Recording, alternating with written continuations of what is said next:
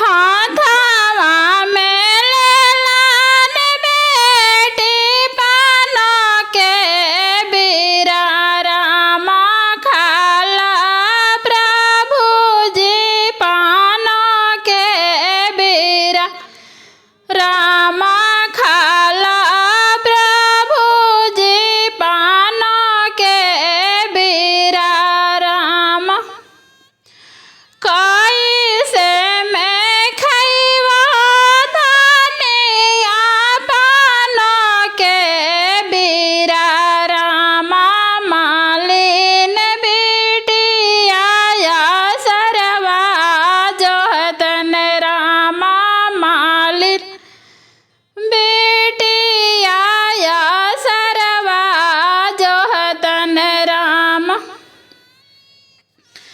रोई रोई चिट्ठिया लिखलन काजला बेटी रामा से हो चिट्ठिया पापा के हाथ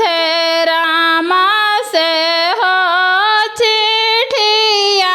भैया के हाथ रामा से हो चिट्ठिया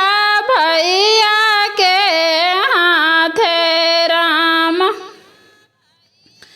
रोई रोई चिट्ठिया पढ़लन रज रामा पापा रामा केतना बेटिया बीरगवा लिखलन रामा केतना बेटिया बीरगवा लिखलन राम रोई रोई चिट्ठिया पढ़लन सुधीरा भैया रामा केतना बहिनी बीरगवा लिखलन रामा केतना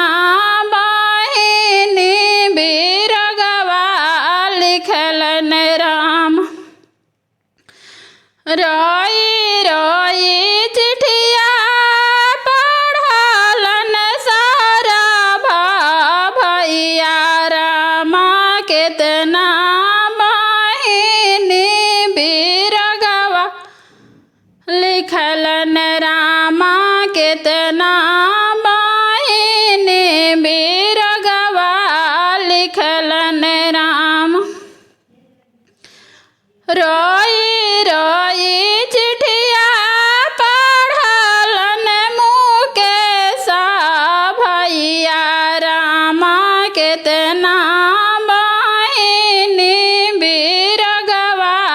लिखलन रामा केतना बहिनी बीरगवा लिखलन राम रोई रोई चिट्ठिया पढ़लन बेटुआ भैया रामा केतना बहिनी बीरगवा लिखलन रामा केतना बहिन बीरगवा लिखलन राम एतना बचनिया